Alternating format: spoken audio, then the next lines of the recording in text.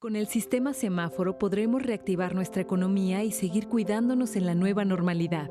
Conoce cómo funciona cada etapa. Cuando el semáforo de tu estado esté en color rojo, solo las actividades esenciales como la producción y venta de alimentos pueden trabajar con las medidas de prevención necesarias como la sana distancia y la sanitización.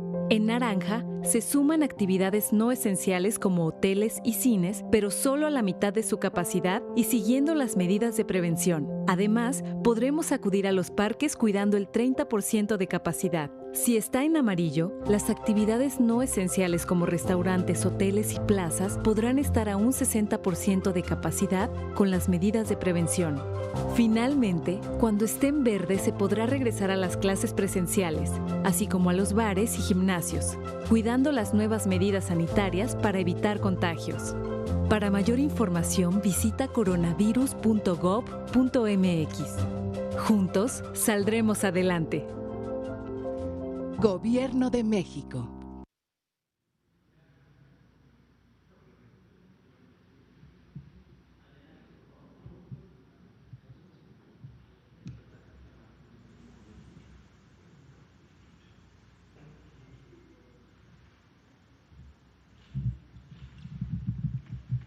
Buenas noches.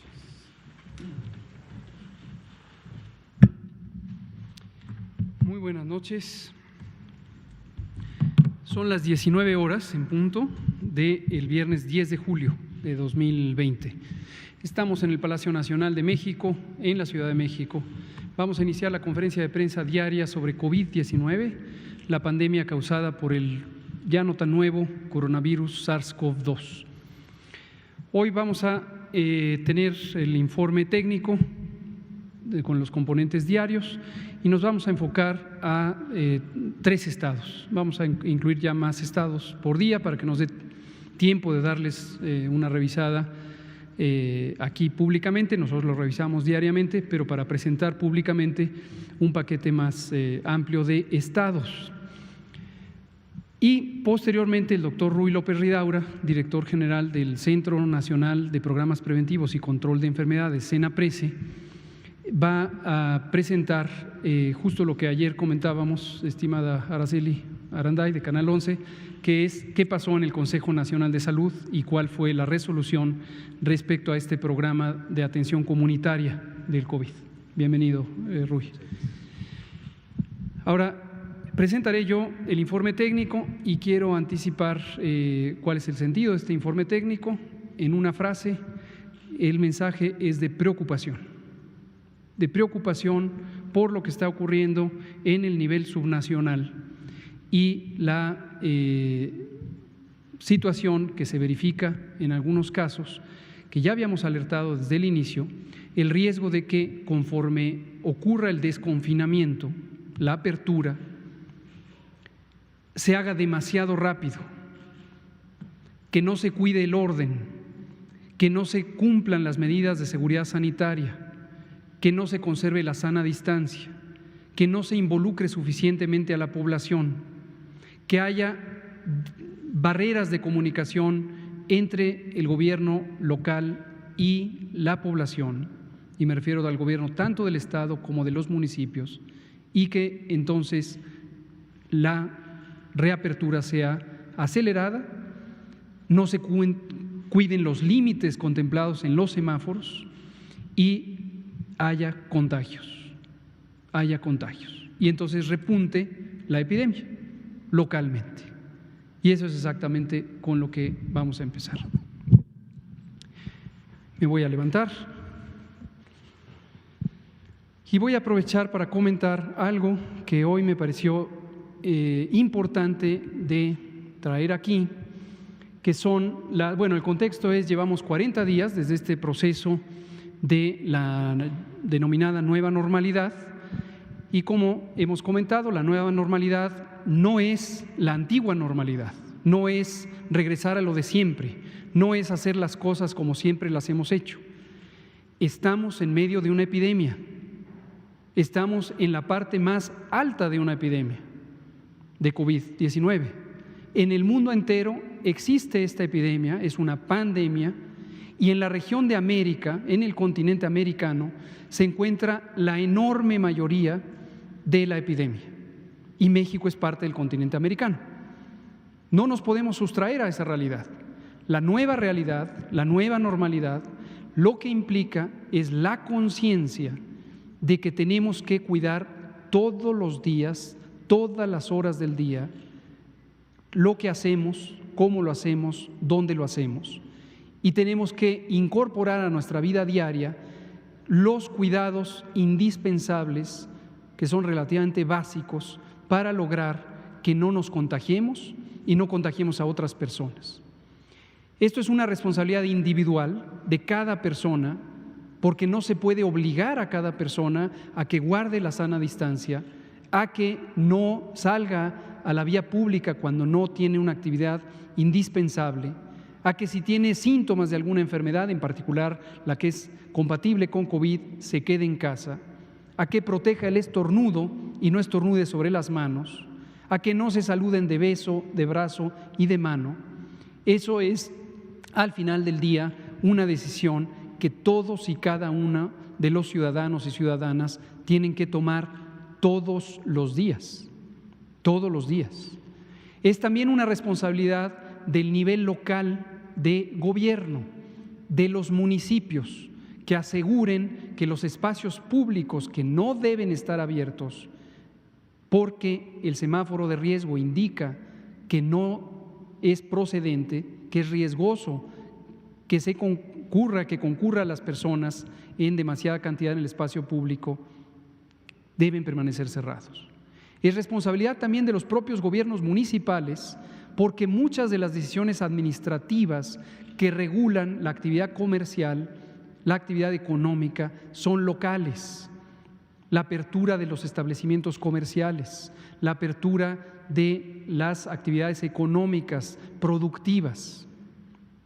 Pero es también una responsabilidad de los gobiernos estatales, porque algunas disposiciones son estatales y los gobiernos estatales saben perfectamente qué empresas abrieron y si abrieron o no cuando les correspondía, y en caso de que sí les correspondiera y abrieron, qué medidas deben seguir, que han sido estipuladas clara y precisamente por los lineamientos de seguridad sanitaria en el espacio de trabajo.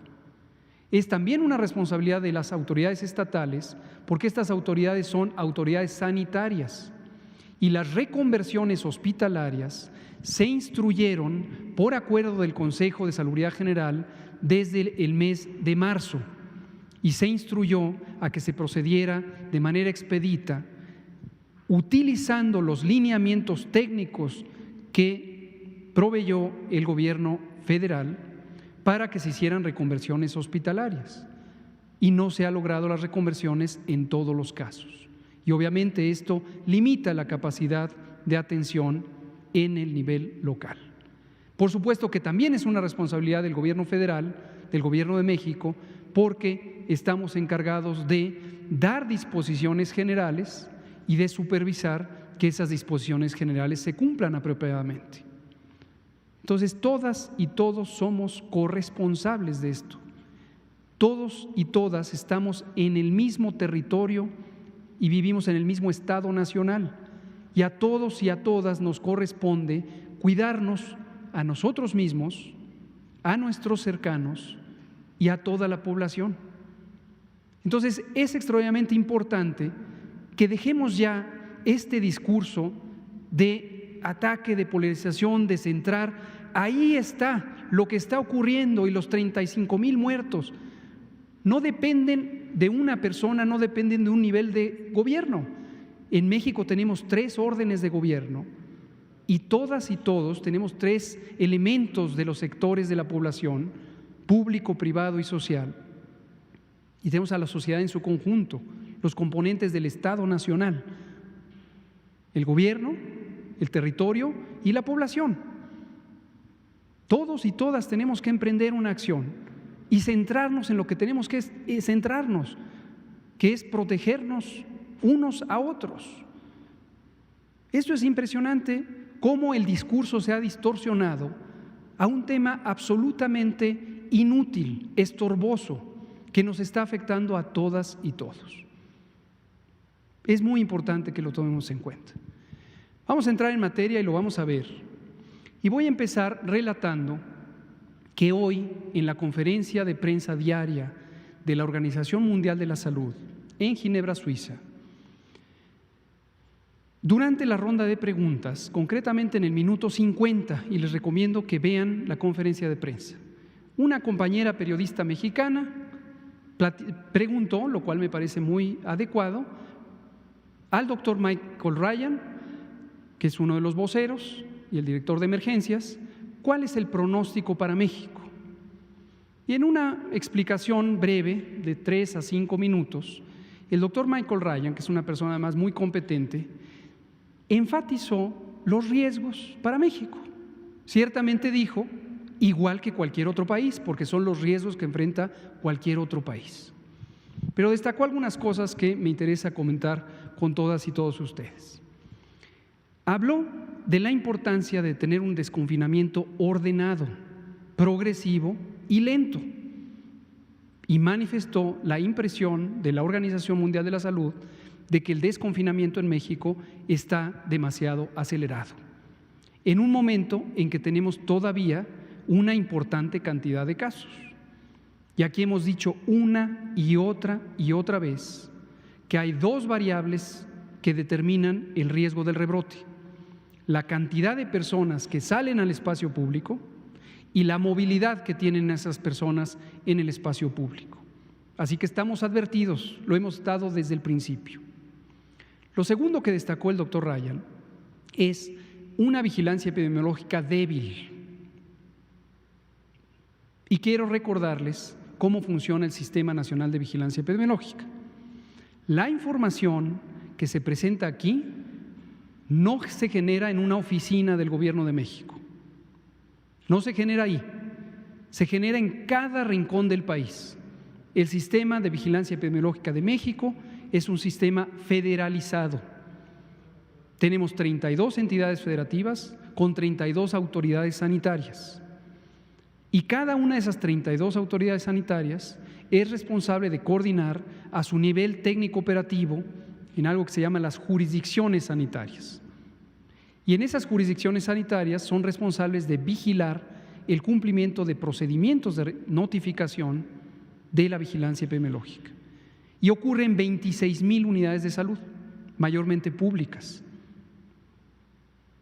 Si hay deficiencia de información, porque de origen no se produce a tiempo, o peor aún, porque se distorsiona, no es posible tener un monitoreo apropiado de la epidemia al nivel nacional. Sin olvidar que además al nivel estatal se tiene que hacer un monitoreo continuo de la epidemia. Hemos presentado aquí en innumerables ocasiones que la mayoría o prácticamente todas las entidades federativas tienen un rezago de diagnóstico. Presentábamos aquí una gráfica roja y amarilla, recordarán, donde entidad por entidad mostrábamos cuántos casos confirmados había y cuántos casos que estaban en amarillo estaban pendientes de confirmación. Pasan semanas y semanas y la mayoría, prácticamente todos los estados, tienen un rezago superior al doble en confirmaciones. Ha sido motivo de comentario, de controversia, de polarización pública, la idea de pruebas. Y hay diarios nacionales que enfatizan que no se hacen pruebas. Hay intelectuales que dicen que no se hacen pruebas. Hay columnistas que dicen que no se hacen pruebas. Tenemos la mitad de la realidad porque no se terminan de hacer las pruebas, porque no se completa el proceso de notificación de las pruebas ya realizadas y porque se está distrayendo la atención en hacer pruebas, y esto es en el nivel local, en hacer pruebas sin tener un criterio claro correspondiente con los lineamientos nacionales de vigilancia epidemiológica. Y volvemos a lo mismo, lo estorboso que resulta confundir a la audiencia con un discurso de que México es el único país que no hace suficientes pruebas. Estamos esperando a que se completen las pruebas. ¿De dónde viene el dinero para hacer esas pruebas? Del gobierno federal. El gobierno de México transfiere los kits diagnósticos a los 31 laboratorios estatales de salud pública. A través del INSABI se han adquirido y se transfieren estos laboratorios. Los usa también el INDRE, el Laboratorio Nacional, y se transfiere también a los institutos nacionales de salud que participan en el diagnóstico. El presupuesto del Instituto Mexicano del Seguro Social, institución nacional, se utiliza para hacer diagnósticos en los estados. Entonces, no cambiemos el discurso a algo estorboso. Pruebas, pruebas, pruebas.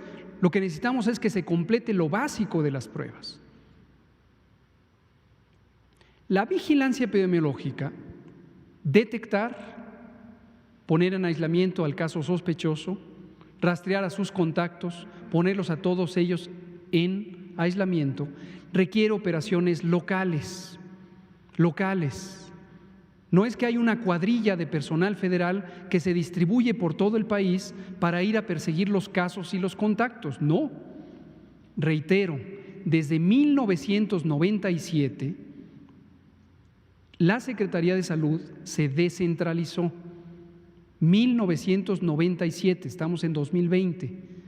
Desde entonces se descentralizó y es responsabilidad de las 32 secretarías estatales de salud tener la operación adecuada para la vigilancia, la prevención, el control, la promoción de la salud. Hay estados que no se adhirieron al nuevo modelo de salud para el bienestar, que cuando empezó esta administración o este año y se cambió el modelo, un modelo de financiamiento que se llamaba Sistema de Protección Social en Salud, y se estableció el Instituto de Salud para el Bienestar con el propósito de tener armonización de capacidades en el país. Pero hubo estados que dijeron: nosotros no necesitamos ese modelo, solo denos el dinero. Y saben ustedes perfectamente que exactamente como se dispone en la Ley de Egresos de la Federación, en el presupuesto, la Ley de Egresos, se ha destinado ese recurso a los estados. Hoy tenemos algunos estados que en este momento, tal como lo habíamos predicho, están teniendo excesos de casos porque están en mitad de sus curvas epidémicas y se están saturando sus hospitales. Y claro, aparecen reportajes y notas que dicen que no hay escenas dramáticas. Por supuesto que las hay y por supuesto que son dramáticas.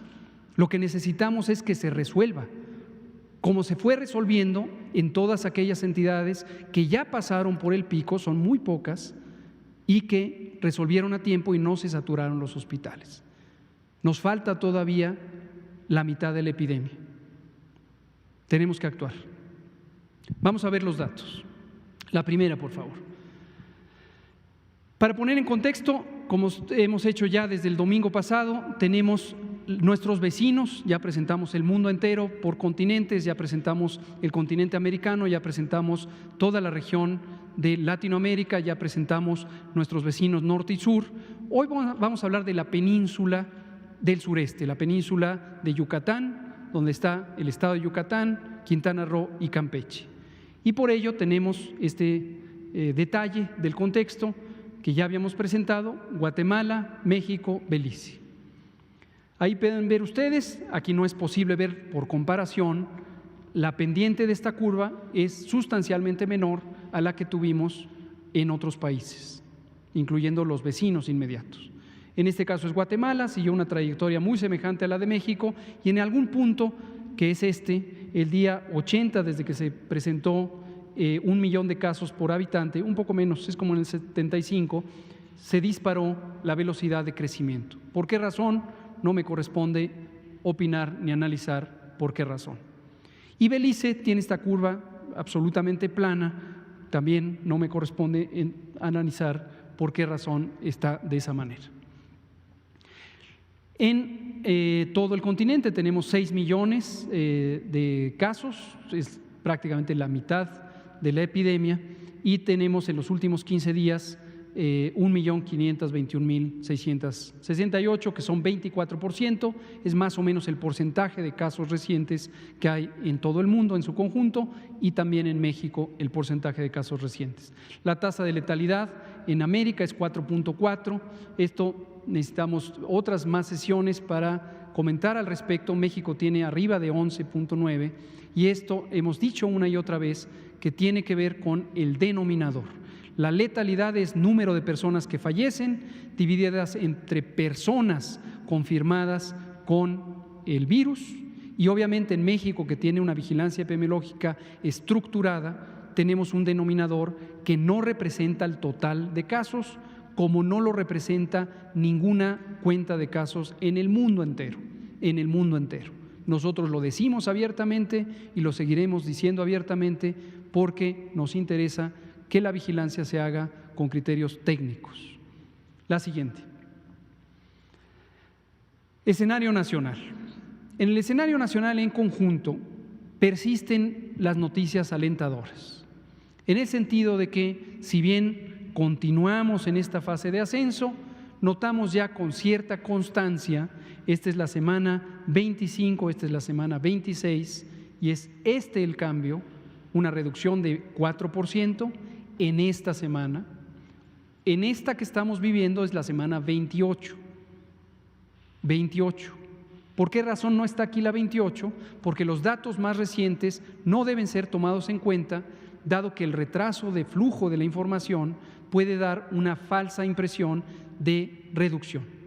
Pero hace 2 semanas, entre la 25 y la 26, hubo este descenso. Hasta el momento es una buena noticia. Esperemos que se mantenga. Y he dicho en innumerables ocasiones, sí y solo sí se hacen los procedimientos de seguridad sanitaria que corresponden. Otra buena noticia, los casos recuperados, que son 60% de los que enferman, van también a la alza y van creciendo a una velocidad mayor. En el momento en que descienden los casos confirmados, o en este caso son los estimados, incluye a los sospechosos que se estima que la mitad son positivos o serán positivos, pero aquí sigue subiendo porque obviamente pasan 15 días para los casos leves en recuperarse y en un promedio de 20 o 21 o 25 días para los casos hospitalizados. Y también noticia sumamente alertadora es la disminución de la mortalidad observada, notificada. Y vuelvo a dejar en claro, en México y en el mundo entero no se vigila absolutamente todas las muy lamentables muertes. Nosotros hemos decidido, afortunadamente en muchos otros países también, hacer una pesquisa indirecta a través de las actas de defunción y estamos trabajando con el INEGI, con RENAPO, con el Instituto Nacional de Salud Pública, con la Organización Mundial de la Salud y también en otro grupo de trabajo con el Gobierno de la Ciudad de México, los Institutos Nacionales de Salud y próximamente presentaremos la información del exceso de mortalidad que ha implicado la epidemia. Totalmente claro nos debe quedar. La siguiente, por favor. Bueno, y estimados activos, en este momento tenemos casi 50,000. La siguiente. La otra noticia alentadora a nivel nacional que persiste, independientemente del llamado que estoy haciendo con preocupación en este momento, a nivel nacional hemos tenido esta reducción sostenida. Esto es el cambio, el porcentaje de cambio de los casos estimados, insisto, son los confirmados, más aproximadamente el 50% de los que todavía permanecen como sospechosos. Progresivamente se han reducido y en este momento tenemos una reducción promedio de 1.3%. Vean ustedes que cambió desde un promedio de casi 28%. La siguiente. En el caso de las defunciones, muy lamentables todas y cada una de ellas, tenemos también una reducción sostenida, desde 30% cuando estábamos al inicio de la epidemia, hasta 1.3% en este momento. Esto está por fecha de ocurrencia y por fecha de inicio de los síntomas la anterior. La siguiente. La ocupación hospitalaria. En promedio tenemos 45% de ocupación hospitalaria a nivel nacional y tenemos, de acuerdo al informe que proviene de las entidades federativas,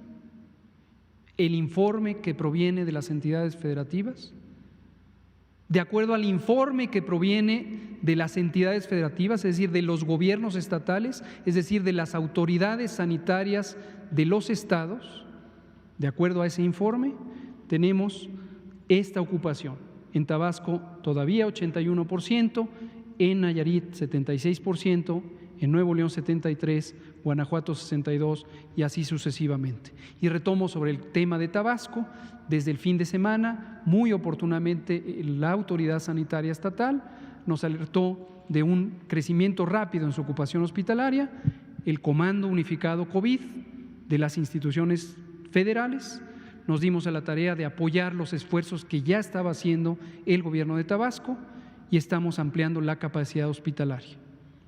Vamos a buen ritmo y pronto esto reducirá en virtud de que se amplió la capacidad. La siguiente.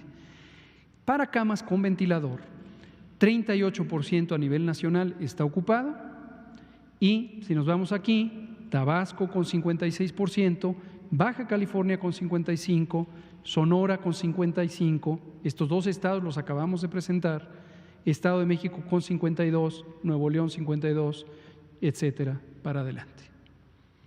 Vamos ahora a ver 3 panoramas estatales y aquí es donde aplica mi llamado a la acción de todas y todos, gobiernos, sociedad, comunicadoras y comunicadores. Es imprescindible que ayudemos a centrar la atención donde hay que centrarla. La siguiente, por favor. Este es el estado de Campeche.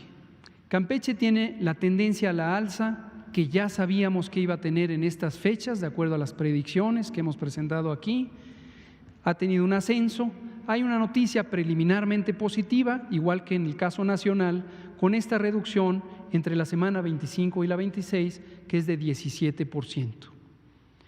Un aumento en los recuperados, lo cual es muy positivo. Probablemente esto habla de que en el estado de Campeche hay una importante contribución de los casos leves. Por cierto, Campeche tiene una brigada comunitaria por acción del gobierno estatal, la ha establecido ya desde hace varias semanas. Eso es muy positivo, tiene una Secretaría de Salud que está coordinando los esfuerzos locales de atención comunitaria y es posible que esto contribuya a que tengamos una mayor detección de los casos leves que hoy se están recuperando. La mortalidad tiene esta reducción importante en la última semana y hay que analizar con cautela si esta tendencia se sostiene o es solamente un cambio semanal que después se modificará. Pero ahí está, hay que presentarlo en el momento que ocurre. La siguiente, 464 casos activos. En este mosaico, que ya explicamos lo que quiere decir, aquí está la lista de los municipios, en este caso es Campeche, y aquí están las semanas epidemiológicas. En este momento estamos en la semana 28, en la semana 11 es en el mes de marzo. Y podemos ver, de acuerdo a la intensidad del color, cómo fue cambiando la incidencia. Incidencia es el número de personas que se detectan con enfermedad, divididas entre la población de cada municipio. Por eso esta comparación es técnicamente correcta. Y lo que vemos es cuando aparece más y más y más y más y más rojo, quiere decir que ahí es donde está la transmisión activa, a juzgar por el número de personas detectadas de acuerdo a su población. Se concentra en dos municipios, Campeche y Ciudad del Carmen, independientemente de que son las zonas más pobladas del estado, también por la incidencia sabemos que son las de mayor actividad. Y el conjunto del estado, pues la actividad que ya acabamos de presentar. Vamos a ver la siguiente. Aquí lo podemos ver de manera en una gráfica de líneas, municipio por municipio, Campeche y Carmen en ese orden, con esas tendencias. Vemos también que en el caso de Escárcega se verifica este descenso de entre la semana 25 y la 26. esperemos que se mantenga. Aquí nada se trata de una acreditación, certificación o promesa de que así será. Lo que estamos diciendo es que hoy, de acuerdo con la información disponible, vemos este comportamiento y hoy eso es una noticia alentadora. Si se mantiene, excelente. Si no se mantiene, lo vamos a decir aquí. La siguiente. Y este parámetro, que lo hemos presentado pocas veces, pero nosotros lo monitoreamos de manera continua, es un parámetro muy importante. Este parámetro es una variable muy usada en epidemiología de enfermedades infecciosas, en epidemiología matemática, que le llamamos el número de reproducción, RT. Se le conoce como R0 cuando es al inicio de una epidemia, como RE cuando es producto de intervenciones de control, la E quiere decir efectiva, y RT cuando se refiere al tiempo, es decir, es el número de reproducción en un momento del tiempo específico. En este caso, por distintos días que van transcurriendo en esta gráfica, que empieza el 28 de mayo y está terminando ahí hasta el 26 de junio, donde tenemos la estimación más reciente. ¿Qué quiere decir número de reproducción?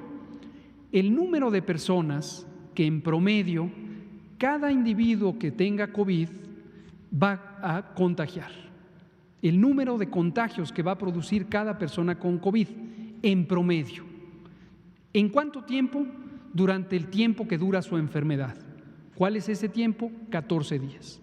Entonces, cada 14 días, una persona que esté con COVID, en promedio, va a contagiar a otras personas que no tienen COVID. ¿Cuántas son esas personas? Interesa saberlo, porque si contagia a más de una, la epidemia sigue y crece. Si contagia a menos de una, la epidemia baja, porque ya no se reemplaza a la persona enferma, ya no logró transmitir la enfermedad. Si se mantiene en 1, la epidemia permanece estable, pero continúa, porque va reemplazando, cada persona contagia a otra, cuando se cure, la otra lo sustituyó. Esa es la lógica de esta medida. Y aquí la presentamos. Vean ustedes, la línea verde es 1, la línea roja es 2 y la línea casi púrpura o magenta es 3.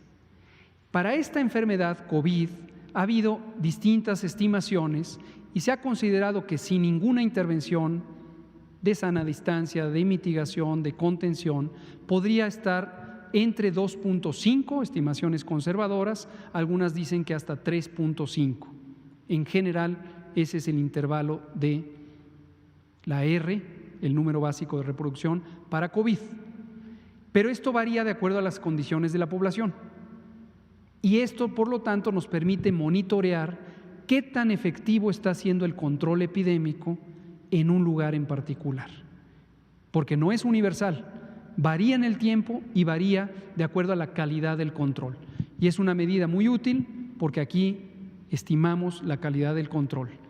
¿En dónde? Aquí estamos en Campeche, tuvimos importante variación, pero en este periodo que es de abril, mayo, no, ya me norteé, esto es junio, perdón, 5, 6, 7, 8, 9, 10 de junio, durante todo este periodo había casi 2 contagios por persona. La epidemia crece. Después bajó, después aquí 17, 18, 19, 20 de junio estaba en casi 2. Pero posteriormente, 21, 22, 23, 24, etcétera, hasta el 26 de junio se disminuyó. ¿Por qué razón? No porque haya cambiado el virus, no porque haya cambiado la enfermedad, porque aquí se instrumentaron medidas de control, el trabajo comunitario, la contención, la detección y el aislamiento, la reducción de la movilidad. Éxito en Campeche porque después hubo un descenso. Buen elemento, es alentador. Veamos los siguientes. Cambiamos de estado. Quintana Roo. En Quintana Roo vemos una señal preocupante.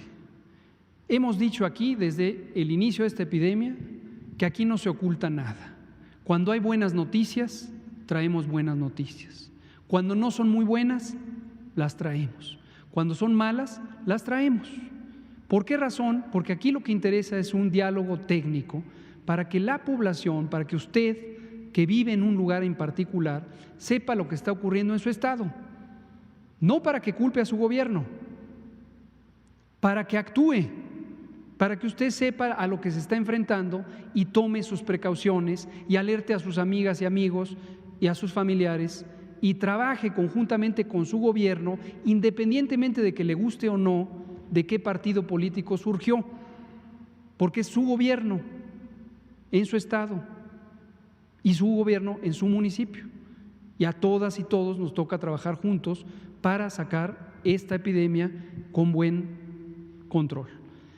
Entonces, 1.360 casos activos en Quintana Roo, y aquí tenemos el brote inicial de Quintana Roo, el que habíamos predicho, el que mostramos aquí con las predicciones matemáticas y las curvas, semanas 10, 11, 12, 13, etcétera.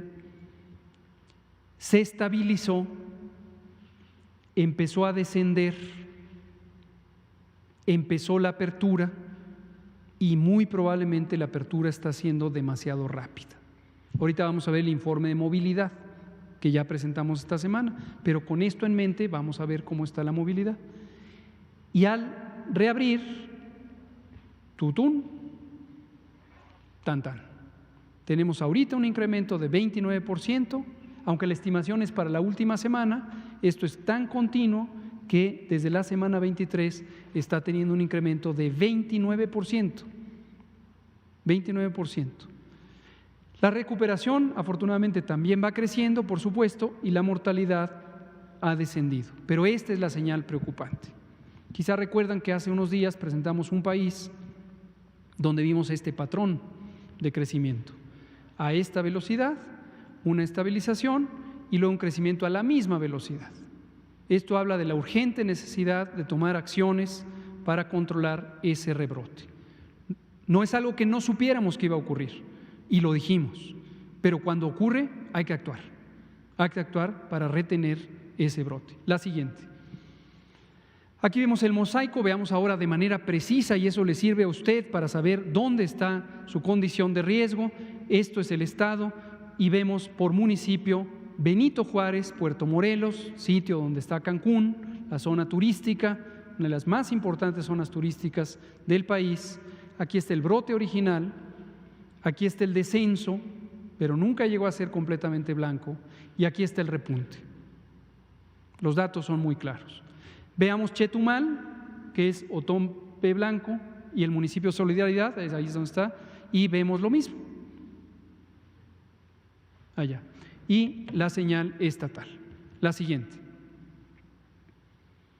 Lo vemos en gráfica por municipio, donde está la explicación de lo que está ocurriendo en Quintana Roo. Está en el municipio de Benito Juárez, está en el municipio de Otompe Blanco, que es aquí en rojo, ¡fum!, y Solidaridad. Los otros municipios, más o menos. La siguiente. Veamos la RT. ¿Qué quiere decir la RT? El número de contagios que va a producir cada persona con COVID en promedio. Venía muy bien Quintana Roo, venía excelente Quintana Roo. Se había mantenido con un número RT, deseablemente tiene que estar por debajo de 1, pero al menos 1 es un gran logro. Esto estamos hablando del 30, 31 de mayo, 1 de junio, 2, 3, 4, 5, 6, todo junio, hasta llegar al 16 de junio, y entonces empieza a aumentar y consecuentemente empieza la transmisión. Y ahora veamos Chetumal, eso es Cancún, es la zona, es la ciudad de Cancún concretamente. Y veamos Chetumal, aún más preocupante. Si usted vive en Chetumal, contribuya a que se eviten los contagios, quédese en casa definitivamente. Vemos que superó 2, y esto estamos hablando de 28, 29, 30 de mayo, se logró un buen control, o por lo menos una reducción sustancial, volvió a rebrotar, buen control, y vuelve a rebrotar. Y nunca llegó a 1, mucho menos a menos de 1. Veamos el siguiente estado. Yucatán. Yucatán. Otro mensaje de alerta para Yucatán.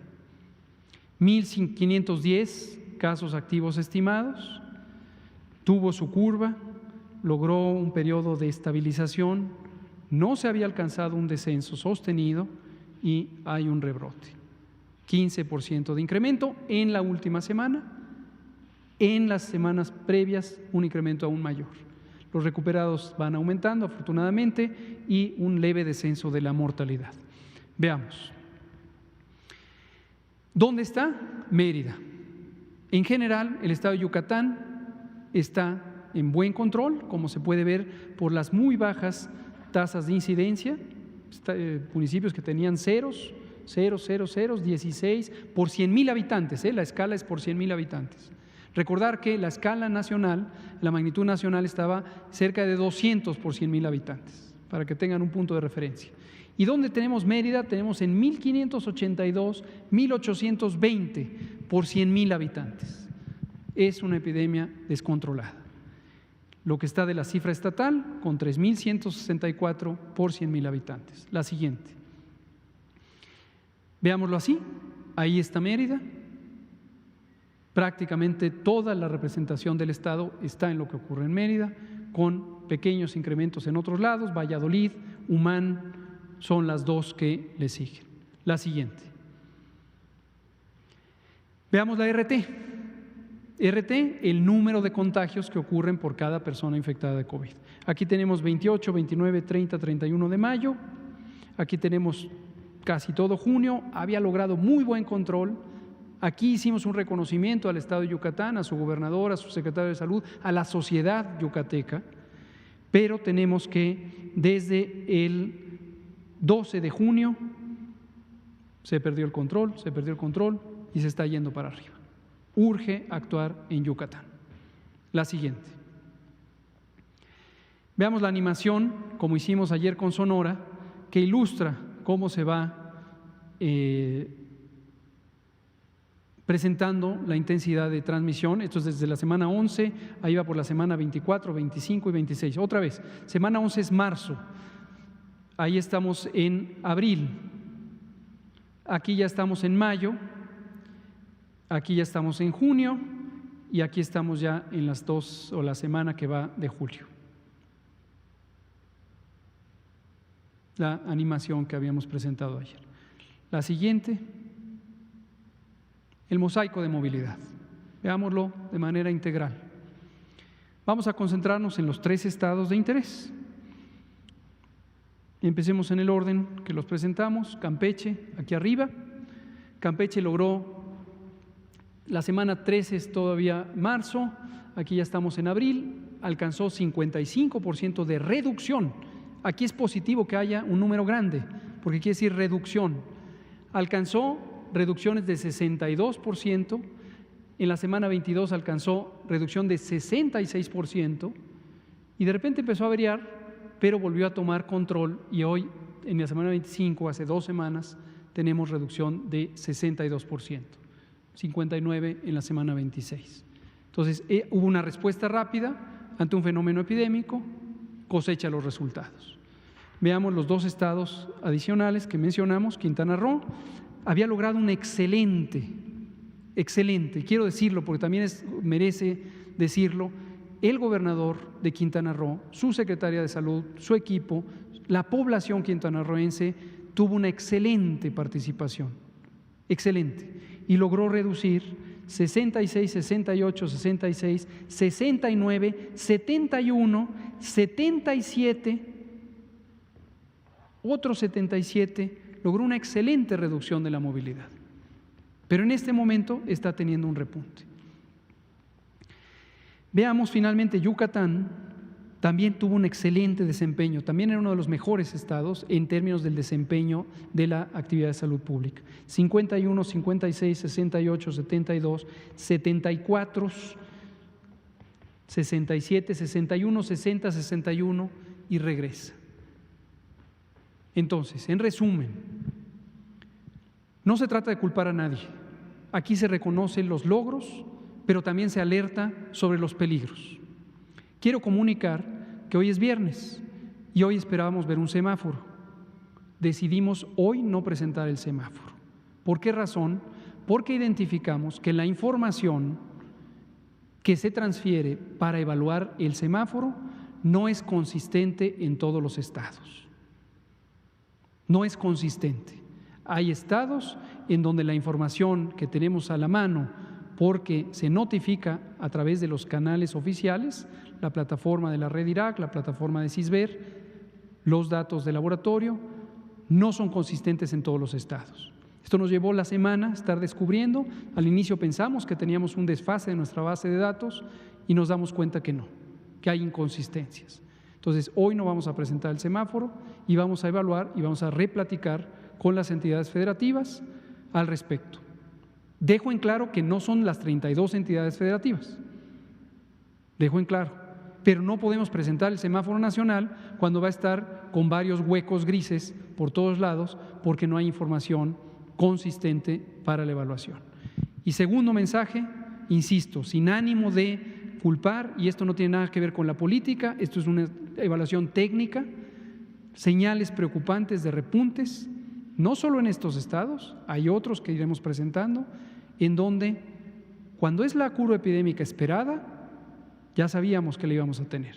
Cuando es un rebrote, no hay que reclamar, pero sí hay que actuar, porque eso es lo que dijimos que es procedente, rectificar.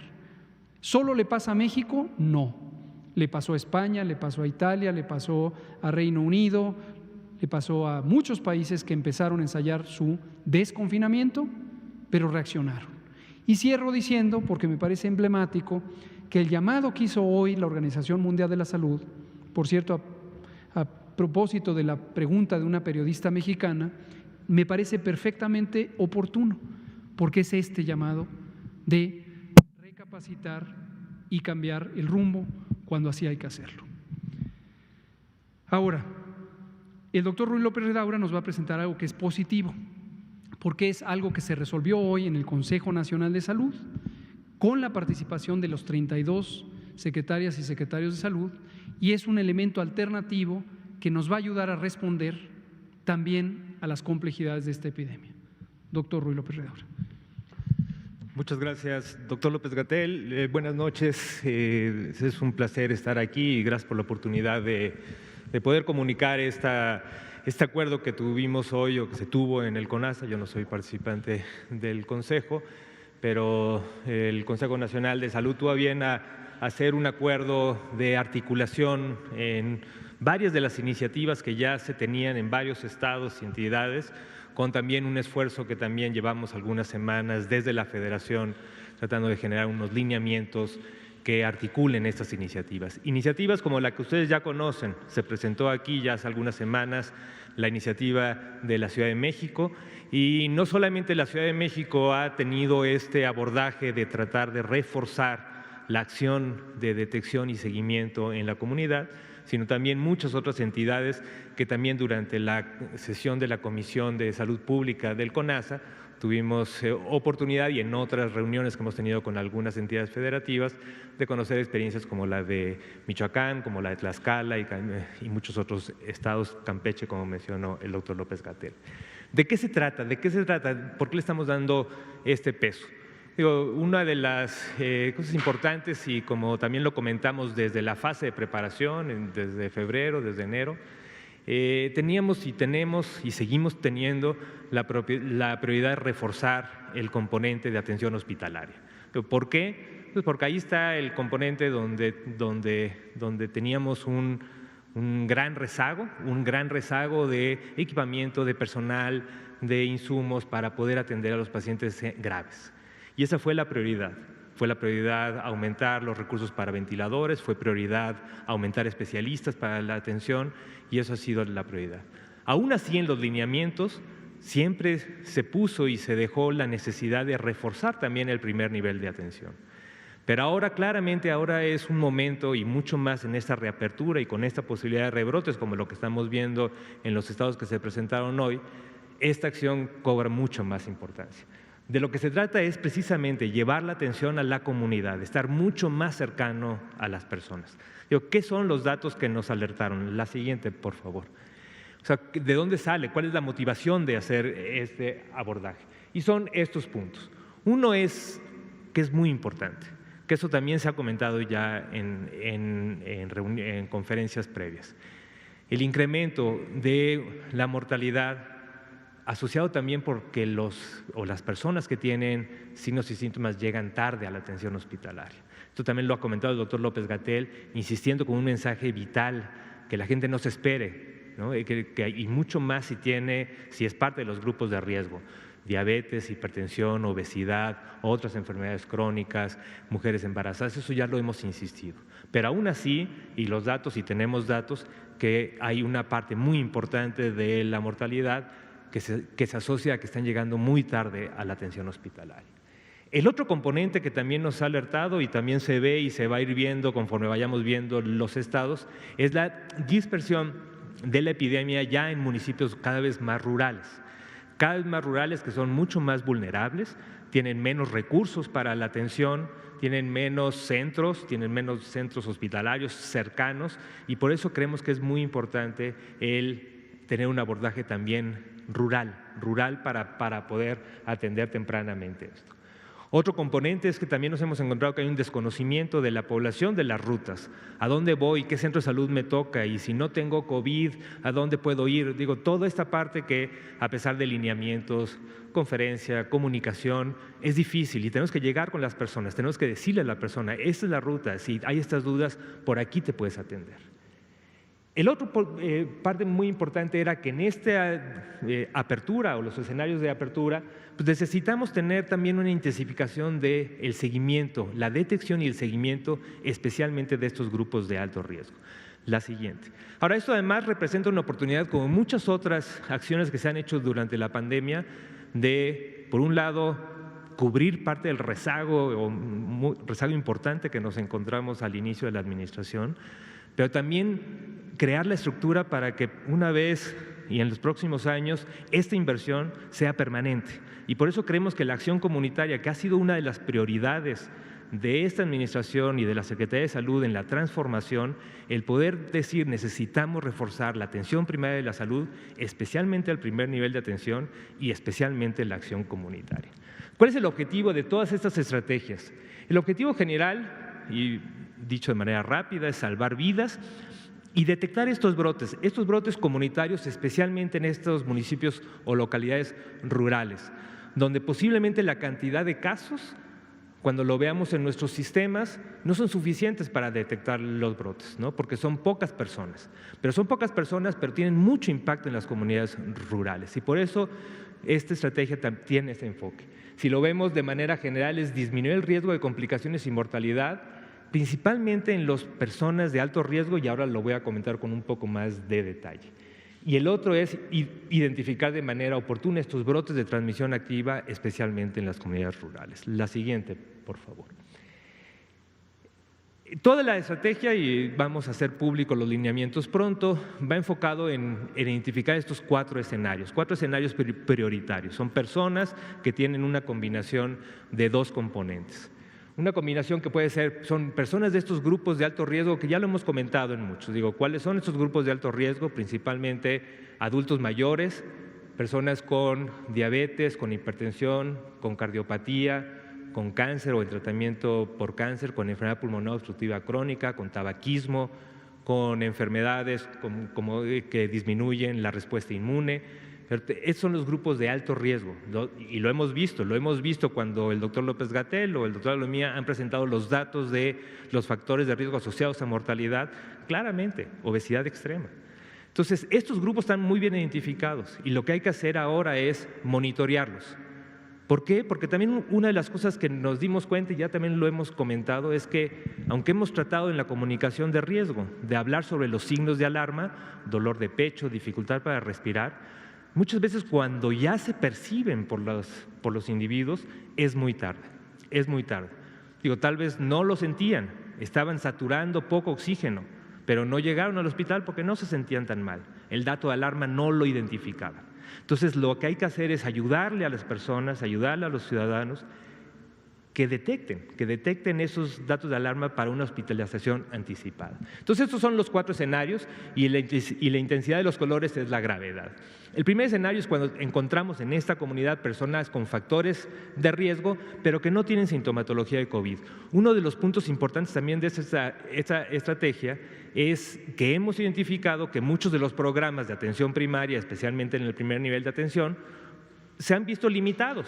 No tenemos la continuidad de la atención del paciente diabético, del paciente hipertenso, aunque se ha tratado y ahí sacamos unos lineamientos también como parte del programa para la atención a distancia en el paciente con diabetes. Tenemos muchos lineamientos que han tratado de recuperar eso, pero es muy importante que esta acción comunitaria identifique pues el enfoque principal, que es este grupo que tiene factores de riesgo y que tiene sospecha de COVID. Y estos son los individuos en los que estamos proponiendo una estrategia de seguimiento diario, ya sea telefónico, presencial, pero que de manera diaria podamos decir cómo está usted, tiene estos problemas, el hacer acceso a oxímetros, como lo comentaron en la estrategia de la Ciudad de México, a termómetros, para que podamos favorecer la telementoría o el telemonitoreo.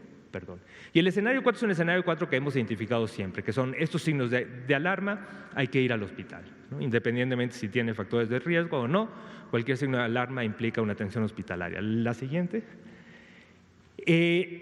¿Cuál es la estrategia general? Estamos pensando en 3 tipos de equipos, 2 brigadas, unas brigadas comunitarias que pueden hacer o que deben hacer barrido casa por casa, identificando a estos escenarios, a estos grupos de riesgo, que también puede ser el barrido casa por casa telefónico, pero puede también ser presencial.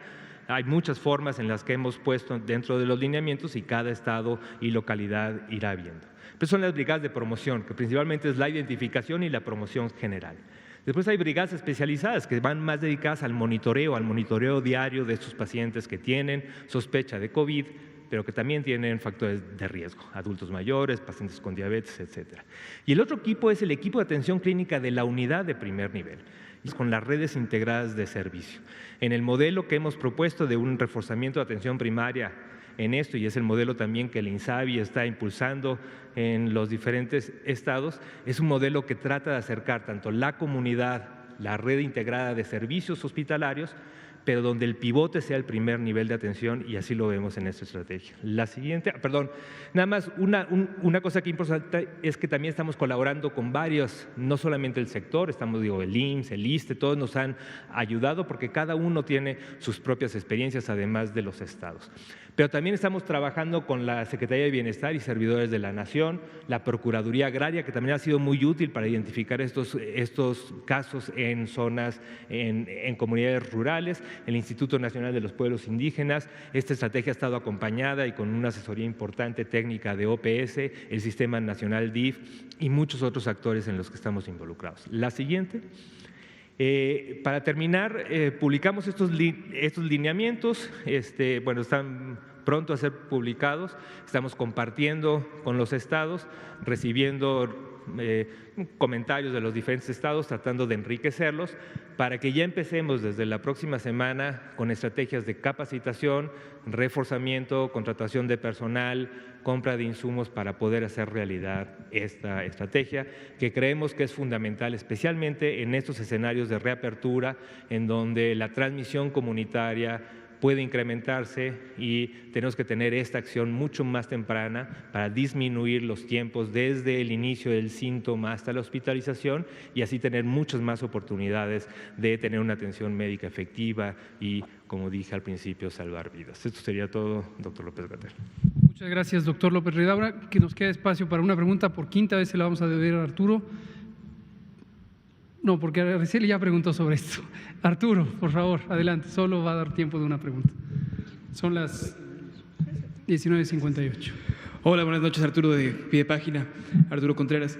Una publicación hoy en la revista Nature emite recomendaciones para hacer pruebas por grupos, para eficientar precisamente recursos y eficientar pruebas, ¿no? Que no tomen tanto tiempo en hacerse y que se hagan menos pruebas, sobre todo para países en los que no se tiene la capacidad de contratar tantas por sistemas de salud enflaquecidos. Entonces, no sé si este tipo de pruebas se vayan a ocupar en este tipo de brigadas, ¿no? Y cómo se harían, cuáles son las semejanzas. Con gusto. Gracias, Arturo Contreras, de Pie de Página. Es una pregunta muy oportuna porque tiene que ver exactamente con lo que acaba de explicar el doctor López Ridaura. Esto es un desplazamiento comunitario. El planteamiento, y desde este tempranísimo momento lo vuelvo a dejar en claro, no lo va a operar el gobierno federal. El diseño lo hicimos con el INSABI, Instituto de Salud para el Bienestar, con la Organización Panamericana de la Salud y con la Secretaría de Salud. Y lo hemos planteado por unanimidad, fue aprobado por el Consejo Nacional de Salud, donde están los 32 secretarios y secretarias de salud y también el IMSS, el ISSSTE, Pemex, SEDENA, etcétera. Pero lo tienen que operar en los estados y es un desplazamiento comunitario. Y el planteamiento, como dijo el doctor López Ridaura, incluye no solamente los recursos de las secretarías de salud, sino la capacidad de movilizar otros recursos de trabajo comunitario. Del nivel federal, del Gobierno de México, estamos echando mano de instituciones nacionales, la Secretaría del Bienestar y todos los programas del bienestar o los que son relevantes, el Instituto Nacional de Pueblos Indígenas, el IMSS Bienestar, entre otros colegas. También esta colaboración involucra a la SEP, esta colaboración involucra a los núcleos agrarios y la Procuraduría Agraria, sectorizada a SEDATU. Pero todos tenemos que participar. Regresando a su pregunta, Arturo, para que este programa funcione, verán que es análogo al que tiene la Ciudad de México, que arrancó hace 3 semanas, el programa de detección, protección y resguardo. Y requiere hacer algo que la Ciudad de México ya empezó a hacer, que es exactamente eso. Concentración de especímenes, se toman las muestras de 5 personas y se concentran en un solo, le voy a llamar tubito, en realidad es una placa, pero para fines prácticos un tubito, y entonces se hace la prueba de 5 personas. Si sale negativo, ya no hay que hacer ninguna más prueba. Si sale positivo, con otra muestra en espejo, otra copia de la muestra, alguna de esas 5 personas es positiva, una o más. Puede ser las 5, 4, 3, 2 o solo una. Y eso permite que se haga más eficiente el diagnóstico. La eficiencia no es solo un asunto de recursos, es también financieros, es también un asunto de tiempos. Este procedimiento se conoce desde hace mucho tiempo. En los años 90, cuando interesaba expandir la capacidad diagnóstica para la epidemia de VIH-Sida, se empezó a ensayar estos modelos, se hicieron con éxito. Por alguna razón difícil de explicar, porque no es solamente técnica, se abandonó este procedimiento y aunque se ha hecho esporádicamente, no goza de gran popularidad. Es un momento de oportunidad porque hoy lo podemos hacer para una pandemia como la pandemia de COVID. Y efectivamente es lo que estamos planteando hacer. Es PCR, es lo mismo PCR, la única diferencia es que, insisto, se concentran las muestras de 5 personas. Si sale negativo, las 5 personas son negativas. Si sale positivo, ahora hay que hacer un segundo ciclo de pruebas para cada una de las 5. Pero como verán, dado que la mayoría van a salir negativas, entonces implica mayor eficiencia en el diagnóstico. ¿La próxima semana, doctor? Empieza el proceso de implantación la próxima semana, ese fue el acuerdo del Consejo Nacional de Salud y depende de que vaya implantándose. La Ciudad de México ya lo tiene, es un programa muy parecido. Muchos otros estados, he reconocido que prácticamente todos tienen algo parecido, pero hay que armonizarlo en una sola metodología nacional. 2003, ya no nos da tiempo de tomar otra pregunta, nada más para la gente, pero mañana nos vemos aquí. Si el mapa va a seguir igual, si el semáforo va a seguir igual, porque no va a seguir igual. Mañana les doy noticias de lo que resolvimos sobre el mapa. Gracias.